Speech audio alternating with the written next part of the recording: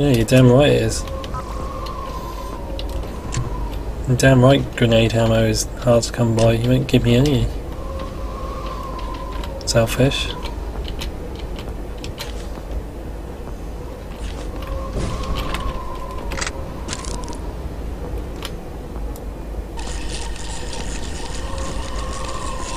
But yeah, I do like the attention to the detail in terms of hitting the sort of atmosphere and feel of the movies, at least Aliens. That's nice. I think it's a shame the more modern games can't do that as well.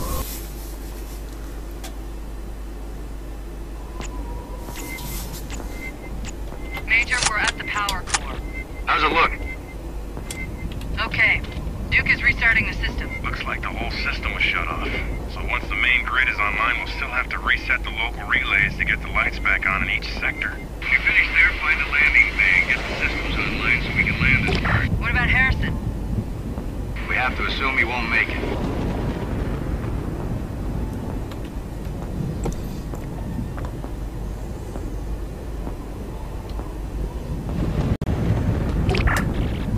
I also like that, like, part of the side story, well, not really side story, but part of the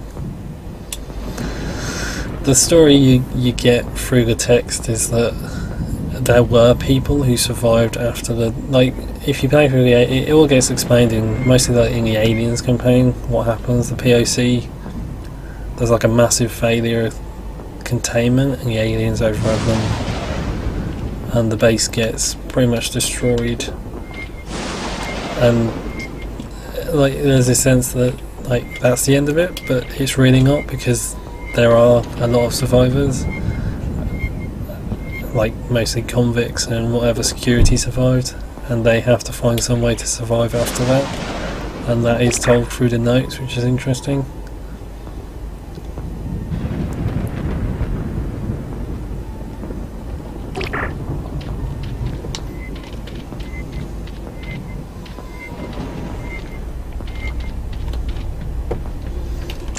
I do like this. I do really love the story in this game, though, the way it's interweaved so well, because you really don't get the complete picture until you have read, well, until you've played each of the 3 campaigns, and then put the effort in to find the notes.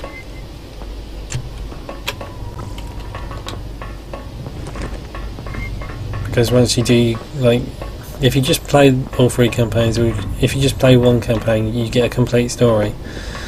But if you play, bloody hell. But if you play all 3, you get much more of the story. Like, you can just play one campaign and you know what's going on, but then you get so much more detail to it once you've played all 3 campaigns. But on top of that, there's like all the notes as well, and once you read the notes, that's even more backstory and even more detail to it. It's really, really comprehensive in some respects. Like they put a lot of detail into making this feel like a really complete story. These things really annoy me, because they always give you false signals on your motion tracker. I don't know where he's holding that motion tracker as well. Unless he's like got his unless he's like got his pulse rifle stuck in his shoulder. That's gotta be Harrison. And maybe he's using his elbow to press the trigger. No, I don't know. Oh.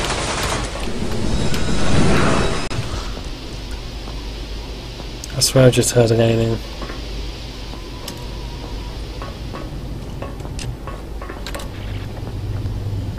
Oh yeah, I've got to read the appendix.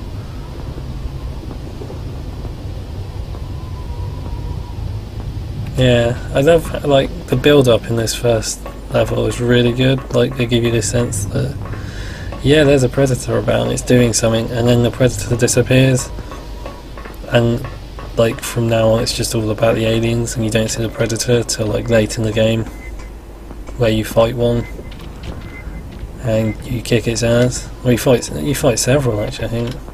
But you don't fight them as the Marine till right at the end, for the obvious reason that the obvious reason the Predator's nails. So it's really hard to fight them. Wow, something really went through those doors.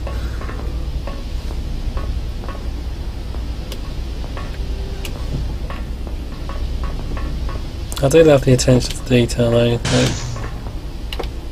Oh.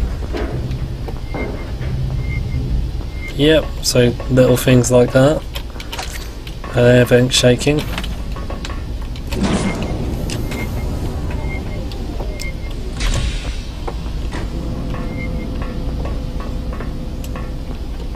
It's a real shame, like the Aliens vs Predator, I don't know if I say franchise or like crossover franchise, crossover experience, crossover thing. Like in games, it has sort of faltered because I do like think it's really interesting territory to explore. Like this is pretty cool.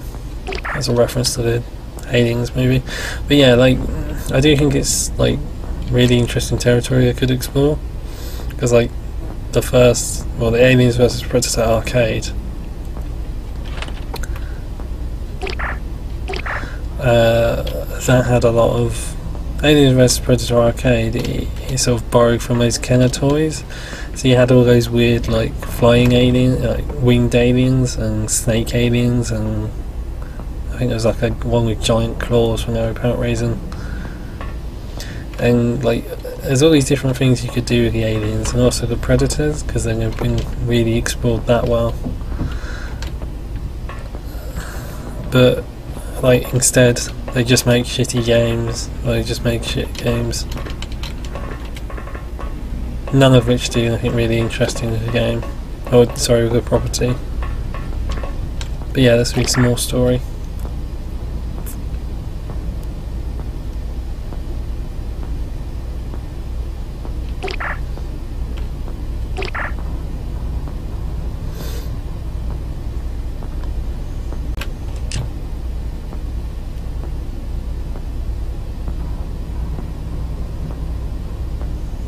There's also a lot of foreshadowing as well in the notes, like a lot of stuff you figure out, or you exposed to, or a lot of stuff that is just told to you in the story. Like the notes preempt that, so if you're paying attention, if you're paying attention, you sort of get the hint in advance that these things are coming out.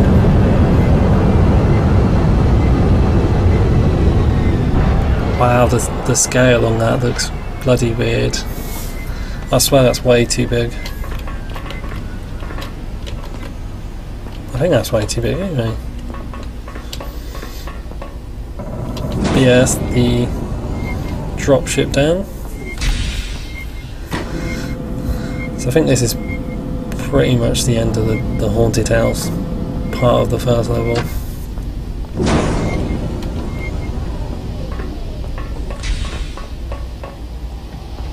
The shit won't hit the fan immediately, but we're getting to the point that it will. Good work, Marine. Harrison, Thank find you. the nearest security office and restore the defense grid for the bay. Shugi, Blackwell, this dropship is our lifeline. Don't let anything get near it. Am I understood? Yes, sir.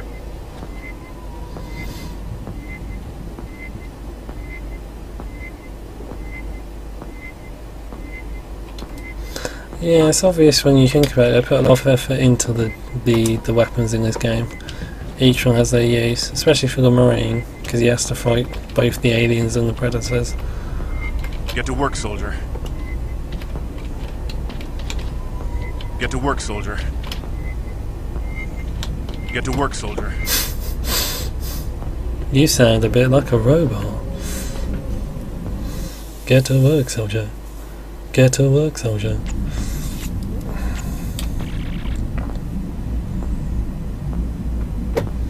And all these notes get updated throughout the game as well, like the briefing notes.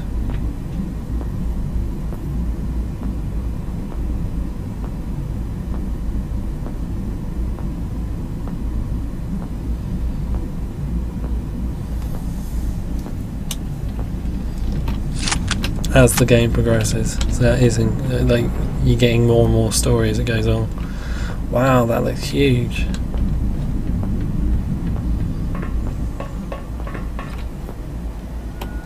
I think I'll save here then.